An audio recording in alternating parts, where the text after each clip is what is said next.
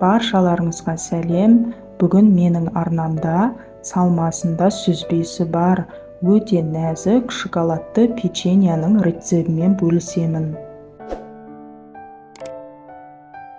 Ең алдымен бөлме температурасындағы бір жұмыртқамызды, қантымызды, жұмсақ сары майымызды салып, қантымыз ерігенше, бір келкі масса болғанша жақсылап араластырамыз.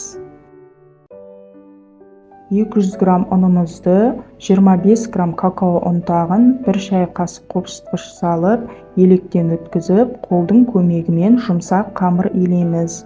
Қамырымызды илеп болғасын, салафан пакетке салып, холодильникке 5-10 минутқа тындырып қоямыз.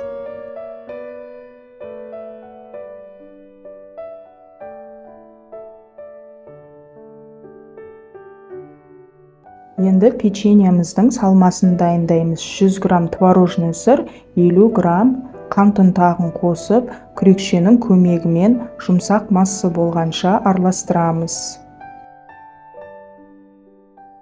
Қамырымызды тоңазытқыштан шығарып алдық. Қамырымызды бөлшектерге бөліп домалақтап, аст үстіне пергамент қағазын төсеп, оқтаудың көмегімен жайып аламыз.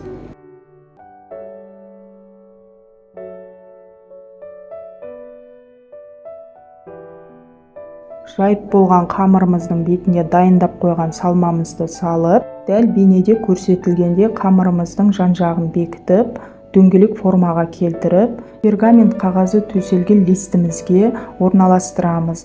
Алдын ала қызып тұрған пеште 180 градуста 15-20 минутта пісіріп аламыз.